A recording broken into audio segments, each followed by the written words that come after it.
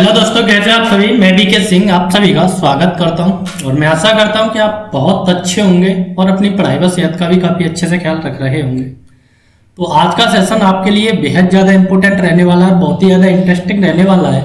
क्योंकि देखो, ये सेशन अपकमिंग है आपका यूपीएसआई, और यूपीएसआई में आपके लिए बहुत बड़ा मुद्दा बना होता है मूल विधि और पॉलिटी वाला सेशन।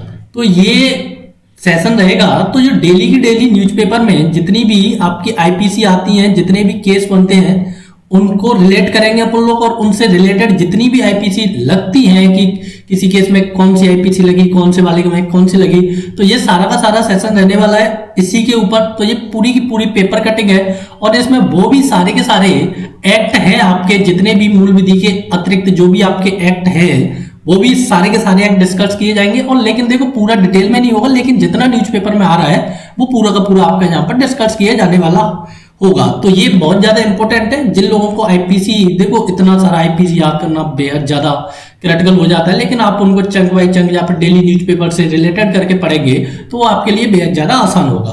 तो इसी में देखो, ये राजस्थान पत्रिका की एक पेपर कटिंग है, उससे लिया गया है। राजस्थान पत्रिका की आज है आपकी 23 अगस्त का न्यूज़पेपर से ये लिया गया है। और इसमें देखेंगे कि देखो, इंटरनेट पर ठगों का जाल, सावधान बचिए फिशिंग से। अब देखो, एक वर्ड आया है यहाँ पर फिशिंग से। तो फिशिंग क्या होती है, पहले आर्टिकल पढ़ लेते हैं, उसके बाद अपन लोग देखो फिशिंग के बारे में पूरी की पूरी डिटेल जानकारी लेंगे। क्योंकि देखो, ऐसा होता क्या है कि पेपर में आपको दे दिया जाएगा कि फिशिंग क्या होती है, और उससे रिलेटेड आपको पूछ लिया जाएगा। अब आप लोगों को फिशिंग के बारे में कुछ पता ही नहीं है, तो आप कैसे बता पाएंगे। और ये बेहद ज्यादा इंपॉर्टेंट हो जाएगा, क्योंकि ये आपके लिए 2.5 नंबर का क्वेश्चन होने वाला है। तो देखो, फिशिंग के बारे में जानकारी लेना इतनी कोई बड़ी बात नहीं है, लेकिन ये वर्ड आपके सामने आया है, लेकिन आप लोग क्या करते हैं कि इस पर ध्यान ही नहीं देते कि फिशिंग क्या है। तो देखो, पहले पढ़ते हैं जयपुर से ये न्यूज है। इंटरनेट पर बदमाशों ने फर्जी वेबसाइट और कॉल सेंटरों के जरिए लोगों के बैंक खाते साफ करने का जाल बिछा रखा है। शहरों में ऐसे कई मामले सामने आए हैं। साइबर अपराधों के इन मामलों को देखा जाए तो इंटरनेट पर मिले मोबाइल नंबरों पर खुद से मदद के लिए फोन, देखो अब आप इसे पढ़ सकते हैं। और इसमें एक टर्म आ गया साइबर अपराध। तो साइबर अपराध, साइबर क्राइम का एक वर्ड आता है आपका फिशिंग। फिशिंग क्या होता है, देखो फिशिंग के अपन लोग जितने भी इंडियंस हैं, मोस्टली जितने भी आम आदमी है, मैं बोलूंगा वो तो 95% तक फिशिंग से क्या होते हैं, प्रभावित होते हैं। देखो फिशिंग क्या होती है, एक सिंपल सी भाषा में मैं बताऊं। आप सारे लोग ईमेल यूज करते हैं, और ईमेल पर कोई भी ईमेल आता है, मान लो आपका खाता है एसबीआई बैंक में। अब एसबीआई बैंक में आपका खाता है, तो एसबीआई की एक फर्जी वेबसाइट बनाई जाएगी, और उस पर एक इस प्रकार से स्ट्रक्चर उसका क्रिएटिव किया जाएगा, और आपके पास मेल भेज दिया जाएगा कि एसबीआई आपको बहुत जल्दी लोन अप्रूवल करने वाला है, और वो बहुत ही ज्यादा कम रेट पर लोन देने वाला है, या फिर इंस्टेंट लोन देने वाला है, इतनी कम रेट पर कि आप उसे देखकर क्या करते हैं, चौंक जाते हैं, और आप उसको ओपन करते हैं। जैसे ही लिंक को ओपन करते हैं तो वो आपकी पूरी की पूरी डिटेल जानेगा। जैसे ही आप उसमें डिटेल लॉगिन करते हैं लालच में आकर, और वो आपका पूरा का पूरा डाटा क्या कर लेगा, कैप्चर कर लेगा, और बाद में आपके खाते से पैसे उड़ा लिए जाते हैं। तो इसे बोलते हैं फिशिंग। तो आपने देखा होगा कि कोई सी भी बैंक हो, उसकी फर्जी, वो आपके पास ना तो कभी मेल भेजेगा ना ही कॉल करेगा। इस कारण आपने देखा होगा कि जो भी आपका मोबाइल है, तो उस पर बैंक है वो आपको सचेत करते रहते हैं कि वो कभी ना तो आपका आधार कार्ड नंबर मांगता है, ना कभी आपका एटीएम कार्ड नंबर मांगता है, ना पिन मांगता है। तो वो क्या करते हैं कि वो आपको सचेत करते रहते हैं। लेकिन कुछ लोग ऐसे होते हैं कि वो इन चीजों को समझ नहीं पाते हैं, और वो फिशिंग के शिकार हो जाते हैं, और अपनी डिटेल खुद ही दे देते हैं। बाद में आप देखो, फिशिंग का साइबर क्राइम में जाकर आप अपना केस लॉगिन करेंगे तो उसमें क्या आता है कि आपकी नेग्लिजेंसी दिखा दी जाती है, कि आपने नेग्लिजेंसी किया, आपने अपना खुद का डाटा दिया है, इस कारण हम आपकी कोई सहायता नहीं कर सकते। तो फिशिंग इंडिया का बहुत बड़ा एक जाल बन चुका है। जैसे तो इंडिया में देखा जाए तो 80% तक आपके साइबर क्राइम होते जा रहे हैं, कि इंडिया जैसे जैसे इंटरनेट पर अपन लोग इतने आगे बढ़ रहे हैं, और फिशिंग के मामले में जहाँ फिर बहुत ही साइबर अटैक होते हैं, उनके मामले में हम बहुत ज्यादा पीछे पिछड़ते जा रहे हैं। तो मैं आशा करता हूं कि फिशिंग आपकी समझ में आ चुका होगा। अब देखो, फिशिंग तो मैंने आपके लिए बता ही दिया कि आपका डाटा आपसे ही चोरी कर लिया जाता है, और उसके जरिए आपके पैसे हो या फिर बैंक अकाउंट की जो भी डिटेल हो वो आपसे ही ले ली जाती है। लेकिन यूपीएसआई में कौन कौन से जो भी चीज आई थी आपकी साइबर सिक्योरिटी से रिलेटेड या फिर साइबर क्राइम से रिलेटेड, तो मैं उनको भी आपके लिए यहाँ पर ब्रीफ में थोड़ा सा जो भी क्वेश्चन आए थे मैं उनको भी बता देता हूँ। ठीक है जी। सारी की सारी चीज यहाँ पर देखो डिटेल में मैं नहीं बताऊंगा, लेकिन ब्रीफ में आपके लिए मैं सारी की सारी चीज बता दूंगा कि यूपीएसआई के जो भी पेपर हुआ था आपका लास्ट में उसमें क्या क्या आया था। तो देखो एक आया था बैट हैट। बैट हैट क्या होता है? देखो बैट हैट होता है जो भी आपके लिए वायरस होता है, जैसे कि आप सभी जानते हैं कि मोबाइलों में, लैपटॉप में जो भी आपके लिए वायरस होता है, या फिर जो भी कोई हैकर होता है, क्योंकि वायरस के माध्यम से आपकी हैकिंग की जाती है कि जो भी वायरस आपके मोबाइल में डाल दिया जाता है उससे हैकिंग की जाती है। लेकिन इस हैकिंग का यूज आपके लिए अपराध से बचाने के लिए किया जाता है, या फिर ये एक ऐसी आपराधिक गतिविधि के अंतर्गत नहीं रखा गया है कि इससे आपको कोई भी नुकसान हो। तो उसे क्या बोलते हैं? बैट हैट बोलते हैं। बैट हैट ऐसे इस प्रकार से लिखते हैं, इंग्लिश आपको देख लेना है। बैट हैट का मतलब क्या होता है कि जो भी आपका हैकर होता है, लेकिन उसका यूज किसके लिए नहीं किया जाता है? किसी भी अपराध के लिए नहीं किया जाता है, तो कोई भी दुर्भावनापूर्ण इसका उपयोग नहीं किया जाता है, तो इसे आप क्या बोलते हैं? बैट हैट बोलते हैं। एक ये क्वेश्चन था। एक था स्पाईवेयर। स्पाईवेयर एक टर्मिनोलॉजी पूछा गया था यूपीएसआई में कि स्पाईवेयर क्या होता है। स्पाई माने होता है देखो जासूसी करना, तो जो भी आपके लिए कोई भी जासूसी करता है उसे क्या बोलते हैं? आपके लिए स्पाईवेयर बोलते हैं। देखो जब भी आप इंटरनेट पे जाते हैं या फिर गूगल पर जाते हैं, मान लो आपने अमेजन सर्च किया और कुछ टाइम बाद आप देखेंगे कि अमेजन के ऐड आपके मोबाइल स्क्रीन पर आ रहे हैं जैसे ही आप गूगल ओपन कर रहे हैं, तो इसे क्या करते हैं? स्पाईवेयर कर रहे हैं। मान लो कि आपने जो भी वेबसाइट आप ओपन करते हैं अपने सिस्टम में, तो उसी से रिलेटेड ऐड आना, कहने का मतलब ये है कि किस चीज की आपको डिमांड है उससे रिलेटेड ऐड आना, वही क्या होता है? स्पाईवेयर का काम होता है। कि आपने मान लो कि जो भी आपको खरीदना है, मान लो यूपीएसआई से रिलेटेड कोई भी बुक खरीदनी है, आपने अमेजन पर गए, लॉगिन किया और ये सारा डाला, तो आप देखेंगे कि आपके इंटरनेट पर, गूगल पर जो भी आपके ऐड आ रहे हैं तो वो यूपीएसआई से रिलेटेड आ रहे हैं, तो ये क्या होता है? स्पाईवेयर होता है। ठीक है जी। एक ये टर्म आया था, एक टर्म आया था रूट किट। देखो रूट किट क्या होता है कि रूट किट एक इस प्रकार का वायरस होता है कि जो आपके हार्डवेयर में एक बार एंटर कर जाता है तो वो कभी निकलता नहीं है। ठीक है जी। तो इसके एक मालवेयर बोलते हैं। देखो मेलवेयर क्या होता है? जो भी वायरस होता है वो आपको, हाँ मेलवेयर बोलते हैं इसे, जो भी वायरस होता है जो जिसकी क्या होता है कि जो आपको हानि पहुंचाए तो उसे मेलवेयर बोलते हैं। तो रूट किट एक प्रकार का वायरस होता है, मेलवेयर होता है, जो आपके सिस्टम में एक बार एंटर कर जाता है तो आपको पूरा का पूरा हार्ड डिस्क की क्या करना पड़ेगा? रिप्लेस करना पड़ेगा, या फिर नए सिरे से पूरा का पूरा हार्ड डिस्क या फिर फॉर्मेट करके डालना पड़ेगा। तो इस प्रकार के संदर्भ में आप उसका रूट किट का प्रयोग करते हैं। तो आपके देखो मैंने 3 टर्म बताए, मैं ज्यादा नहीं बताऊंगा कि बैट हैट क्या होता है, स्पाईवेयर क्या होता है, रूट किट क्या होता है। तीनों के तीनों यूपीएसआई में पूछी गई टर्मिनोलॉजी। ये टर्मिनोलॉजी कहां से पूछी है? साइबर क्राइम से पूछी है। ठीक है जी। तो आप साइबर क्राइम भी जाकर पढ़ सकते हैं। अब देखो अगला है कि ये भाजपा के वरिष्ठ नेता एल गणेशन मणिपुर के नए राज्यपाल बने। अब देखो राज्यपाल तो बन गए हैं, 22 अगस्त की खबर है। ठीक है जी। तो राज्यपाल बन गए हैं, तो राज्यपाल से रिलेटेड जितने भी आर्टिकल हैं आपकी पॉलिटी के लिए बेहद ज्यादा इंपॉर्टेंट हो जाते हैं। तो देखो राज्यपाल आपके हमारे जो भी संविधान है, पॉलिटी पढ़ते हैं, उसके पार्ट 6 में लगता है। पार्ट 6 के अंदर राज्यपाल आता है, तो पार्ट 6 के अंदर राज्यपाल आता है, लेकिन राज्यपाल से रिलेटेड जो भी आपके आर्टिकल है मैं वो सारे के सारे यहाँ पर बताने की कोशिश करूंगा। थोड़ा इसे ब्रीफ में बताऊंगा कि देखो आर्टिकल आपका 153 है।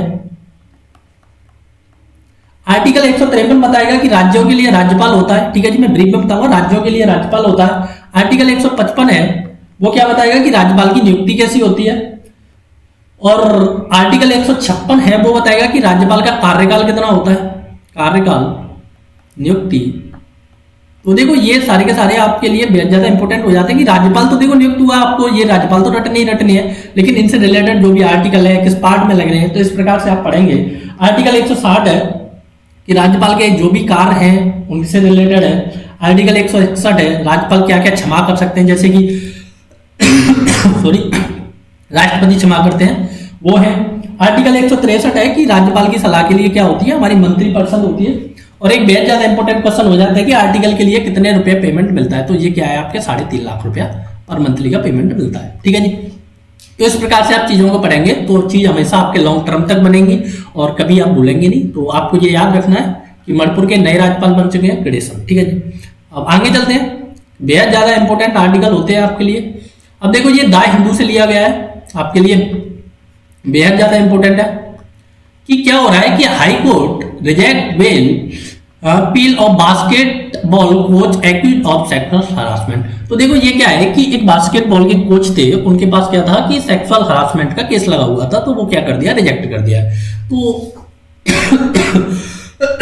सॉरी, तो देखो ये आर्टिकल द हिंदू का है, जिन लोगों को द हिंदू पढ़ना है वो कहीं से आप ले सकते हैं, और किसी के पास नहीं है तो वो कमेंट बॉक्स में लिखकर बताए, उसके लिए फिर हम अपन लोग टेलीग्राम चैनल का लिंक दे देंगे, तो वो वहां से आपका द हिंदू न्यूज़पेपर डाउनलोड कर सकते हैं। ठीक है जी। तो देखो मैं इसको थोड़ा सा जूम कर देता हूं। तो देखो ये आया है, मैं पूरा आर्टिकल नहीं पढ़ूंगा। तो देखो पॉक्सो एक्ट आ रहा है कि पॉक्सो क्या होता है, prevention of child children from sexual offences act. तो इसमें क्या है कि मैं आपको ब्रीफ में बता देता हूं कि एक 9th क्लास की लड़की होती है और उसकी उम्र शायद 12 या 13 साल की होती है वो, और उसके कोच होता है, वो उसके साथ क्या करता है कि जब भी उससे एक्सरसाइज करने के लिए बोला जाता है, तो जैसे ही लड़की एक्सरसाइज स्टार्ट करती है तो कोच होता है उसको पीछे से पकड़ लेता है। तो इस प्रकार का कुछ एक केस था, और ये केस लगाया हुआ था उन लोगों के घर वालों ने। तो अब देखो इसमें क्या आता है कि जो भी आपका पॉक्सो एक्ट है उससे रिलेटेड आपको पूरी की पूरी जानकारी रखनी है। क्यों? क्योंकि यूपीएसआई में पॉक्सो आने वाला है। अब पॉक्सो एक्ट कब लागू हुआ, कब से चल रहा है, अब देखो एक धारा आई है इसमें 354B, इसके बारे में भी अपन लोग जानेंगे कि 354B क्या कहती है, कि 354 धारा के अंतर्गत 354 धारा के अंतर्गत क्या क्या लिखा हुआ है, कि 354 के अंतर्गत और भी कितनी धाराएं हैं, और पॉक्सो एक्ट। तो इससे हम क्या उठाएंगे कि दो चीज उठाएंगे, एक तो पॉक्सो एक्ट और एक उठाएंगे हम जो भी 354 के अंतर्गत जितनी भी धाराएं आपकी बनी हुई है उनसे रिलेटेड। अब देखो मैं एक नई स्लाइड लेता हूं, तो पहले मैं उसमें आपके लिए पॉक्सो एक्ट बताऊंगा और फिर बताऊंगा 354 से रिलेटेड जितनी भी धाराएं हैं। ठीक है जी। अब पॉक्सो और आईपीसी 354 की हम दोनों की बात करेंगे, डिटेल से डिस्कस करेंगे दोनों की दोनों क्या होती है। ठीक है जी। तो मैं पहले आपके लिए बता देता हूं कि जो भी आपकी आईपीसी 354 है उसमें क्या क्या दिया है, कि आईपीसी 354 में बोला गया है कि देखो स्त्री की लज्जा भंग, जो भी स्त्री की लज्जा भंग करेगा, लज्जा भंग के आशय से जो भी काम किया जाता है स्त्री की लज्जा भंग के आशय से, देखो इसमें क्या क्या आता है कि उस पर हमला कर दिया जाए या आपराधिक बल। ठीक है जी। ये बोलता है आपका क्या, आईपीसी 354 स्त्री की लज्जा भंग करने के आशय से हमला या उस पर आपराधिक बल किया जाता है। तो उसके अंतर्गत क्या क्या होता है कि आपके लिए आईपीसी 354 क्या हो जाती है, एप्लीकेबल हो जाती है। तो इसमें क्या होता है कि 2 वर्ष तक आपके ऊपर चार्ज लगाया जाता है, कारावास हो जाता है, या फिर क्या होता है आर्थिक दंड लगा दिया जाता है। ठीक है जी। तो ये तो आपकी बात हो जाती है आईपीसी 354 की। ठीक है जी। आईपीसी 354 के और भी भाग हैं, लेकिन फिलहाल के लिए इतना आया है, इतना ही समझेंगे, क्योंकि स्त्री की लज्जा भंग के आशय से। अब देखो स्त्री क्या होती है, तो उसमें दिया गया है कि स्त्री जो भी फीमेल आती है, देखो इसमें आईपीसी में थोड़ी सी परिभाषा अलग है। कोई भी स्त्री क्या होती है कि बस फीमेल होना चाहिए, वो चाहे किसी भी उम्र का हो, उसके लिए क्या वर्ड यूज किया जाता है, स्त्री का वर्ड यूज किया जाता है। तो ये होती है आपकी 354। अब आ जाते हैं अपन लोग किस पे, देखो जो पॉक्सो था आपका,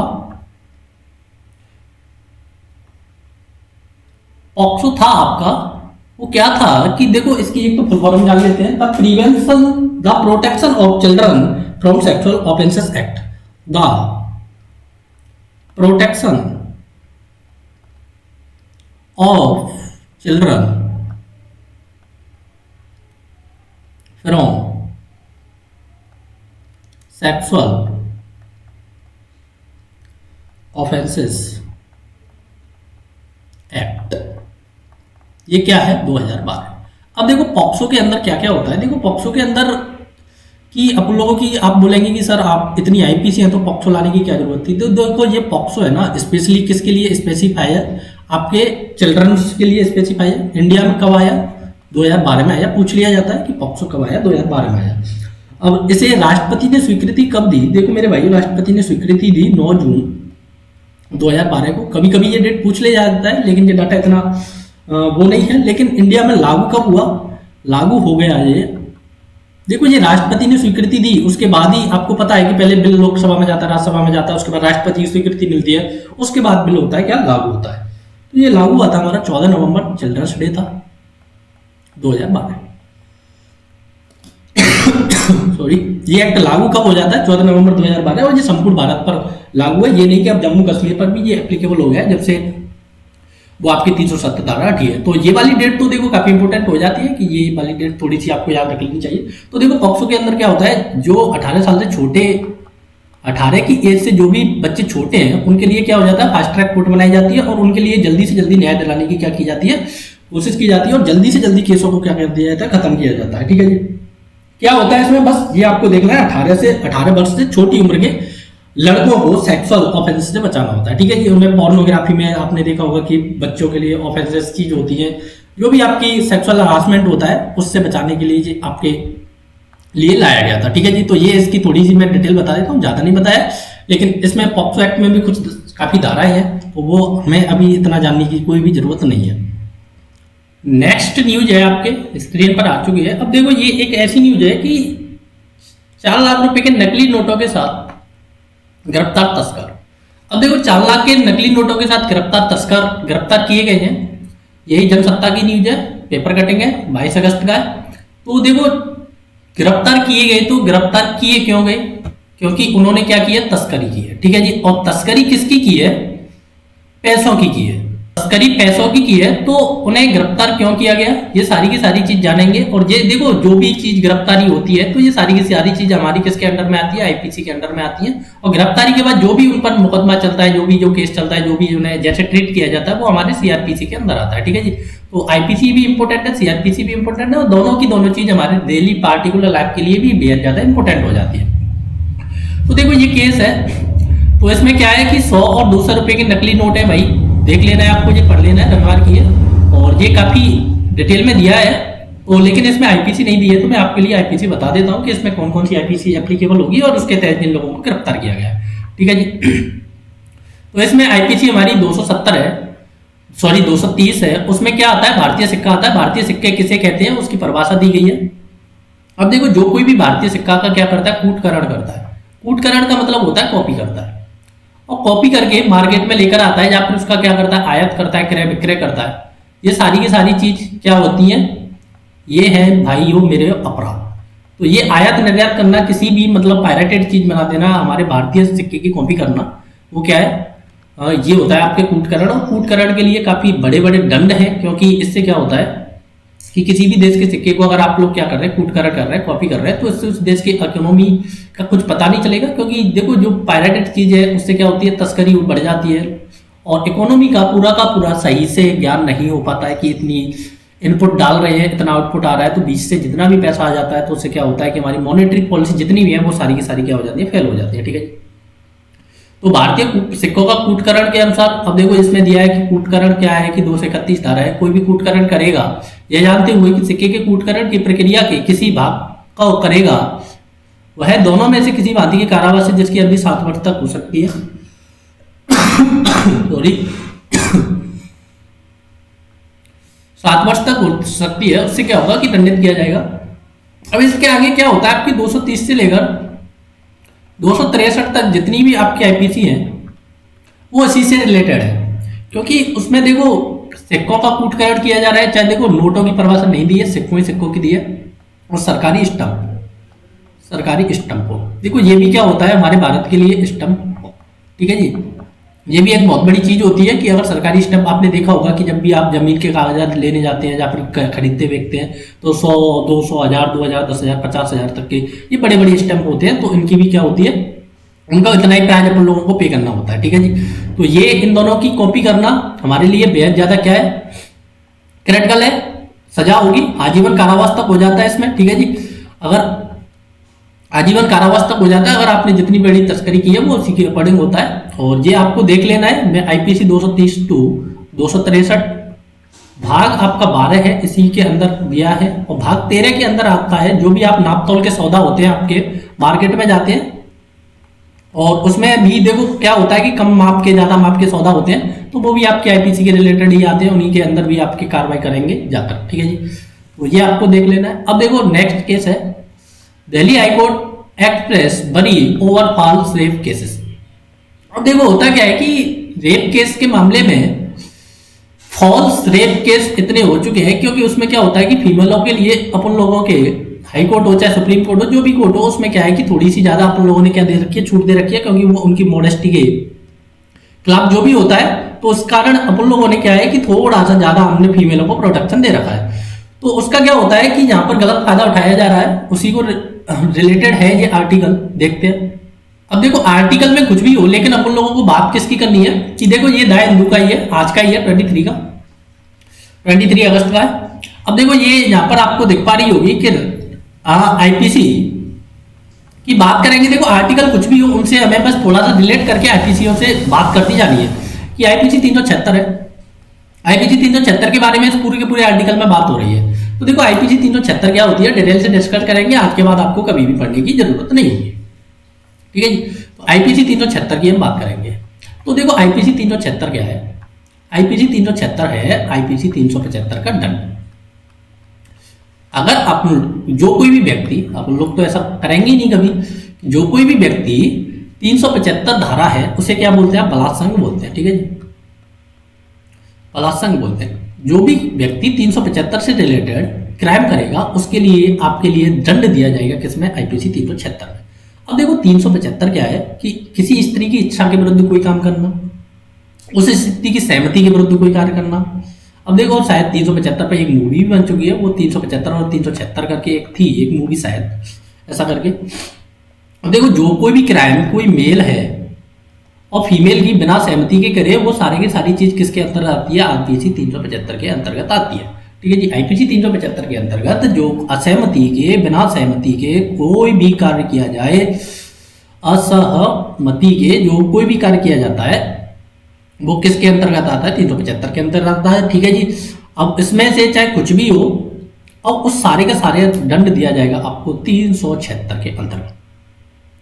अब देखो 376 क्या है, बलात्संग के लिए दंड। ये चीज आपको याद रखनी है कि 376 कब लगती है, जब भी आप कोई भी रेप केस से रिलेटेड जो कोई भी क्या होता है, असहमति के बिना आप किसी भी फीमेल के साथ जो भी करते हैं वो किसके अंतर्गत आता है, 376 के अंतर्गत आता है। अब देखो 376 ए, अब इसमें देखो काफी धारा है, 376 ए, 376 बी, 376 सी, ऐसे करके इसमें काफी धारा है, तो उन्हें अपन लोग मैं पढ़ के बोल देता हूँ। 376 ए ये है कि किसी व्यक्ति का किसी फीमेल के साथ डिवोर्स हो जाता है, डिवोर्स के बाद भी वो क्या करता है, इंटरकोर्स करता है, सेक्सुअल एक्टिविटी करता है, तो वो आपके लिए 376 ए के अंतर्गत आता है। 376 बी के अंतर्गत क्या आता है कि जो भी कोई भी गवर्नमेंट एम्प्लॉय है और उसके संरक्षण में कोई भी फीमेल है, अगर वो उसके साथ सेक्सुअल ऑफेंसेस करता है, वो 376 बी के अंतर्गत आता है, ठीक है जी। और 376 सी के अंतर्गत क्या आता है कि मान लो कोई फीमेल आपके जेल में है और जेल का कोई भी अधिकारी उसके साथ इंटरकोर्स करता है, सेक्सुअल हरासमेंट करता है, तो वो 376 सी के अंतर्गत आता है। 376 डी क्या है, 376 डी ये है कि अगर मान लो कोई भी फीमेल हॉस्पिटल में भर्ती है या फिर हॉस्पिटल के किसी उसमें है और उसके साथ उस अवस्था में सेक्स किया जाता है जिस अवस्था में वो क्या है कि मानसिक रूप से संतुलित नहीं है या फिर उसका क्या चल रहा है, ट्रीटमेंट चल रहा है, तो उस अवस्था में सेक्स किया जाता है, तो वो किसके अंतर्गत आता है, 376 डी के अंतर्गत आता है। मैं फिर से रिपीट कर देता हूँ। 376 ए क्या है कि मान लो कि डिवोर्स के बाद भी सेक्स कर रहे हैं मेल, उसके अंतर्गत। 376 बी क्या है, कोई लोक सेवक है, सरकारी एम्प्लॉय है, वो सेक्स कर रहा है। 376 सी क्या है, अगर कोई फीमेल जेल में कैदी है उसके साथ सेक्स किया जाता है, तो 376 सी लगती है। 376 डी क्या है कि अगर कोई डॉक्टर वगैरह वगैरह जो कोई भी ऑफेंसेस करता है तो वो 376 डी के अंतर्गत आता है। तो देखो इस प्रकार से ये मैंने 376, 354 पॉक्सो और क्या होता है मैंने आईटी एक्ट के बारे में कुछ ब्रीफ जानकारी दी, और ये वीडियो आपके लिए इतने ज्यादा इंपॉर्टेंट रहने वाले हैं। मैं डेली इतने आईपीसी न्यूज़पेपर में आती है, मैं पूरी की पूरी कवर करूंगा। देखो आईटी एक्ट के बारे में आपको पूरी की पूरी डिटेल डिस्कस चाहिए, अगर आपको इस प्रकार से पढ़ना है तो आप मेरे को कमेंट बॉक्स में कमेंट करके भी बता सकते हैं, मैं पूरे के पूरे डिटेल से डिस्कस करूंगा। लेकिन मैं इनको न्यूज़पेपर के साथ इस कारण कनेक्ट कर रहा हूं क्योंकि जिससे क्या होता है कि आप लोगों की जो याद करने की थोड़ी सी पावर है वो क्या हो जाती है, बढ़ जाती है, क्योंकि इतना सारा पोथन आप याद करेंगे। तो एक बार देख लेते हैं उन्हें क्या क्या पढ़ाया आज के सेशन में। फिशिंग पढ़ाया अपन लोगों ने, ये साइबर क्राइम है। उसके बाद अपन लोगों ने पढ़ा 354, उसके बाद अपन लोगों ने पढ़ा आर्टिकल पढ़े, पॉलिटी का भाग 6 पढ़ा, उसमें ये सारे के सारे आर्टिकल पढ़े, और ये जाना कि मणिपुर के नए राज्यपाल कौन बने, गवर्नर कौन बन चुके, गणेशन बन चुके, याद रखना है आपको। उसके बाद जाना कि नकली नोट बनाने पर कौन कौन सी आईपीसी लगती है, किस किस आईपीसी के तहत गिरफ्तार किया जाता है, ये जाना। और उसके बाद अपन लोगों ने जाना कि ये भी क्या है कि दिल्ली हाईकोर्ट में क्या है कि फॉल्स रेप केसेस बढ़ते जा रहे हैं, तो उससे रिलेटेड थोड़ी सी बड़ी है, उसके बारे में हम लोगों ने जाना, ठीक है जी। तो ये था आज का सेशन सेशन काफ़ी अच्छा रहने वाला है और आपको इसी प्रकार से बस एक बार देख लेना है, वीडियो की थोड़ी स्पीड बढ़ा लेनी। तो thank you for watching, take care, bye bye, मिलते हैं अगले सेशन में, जब तक के लिए जय हिंद।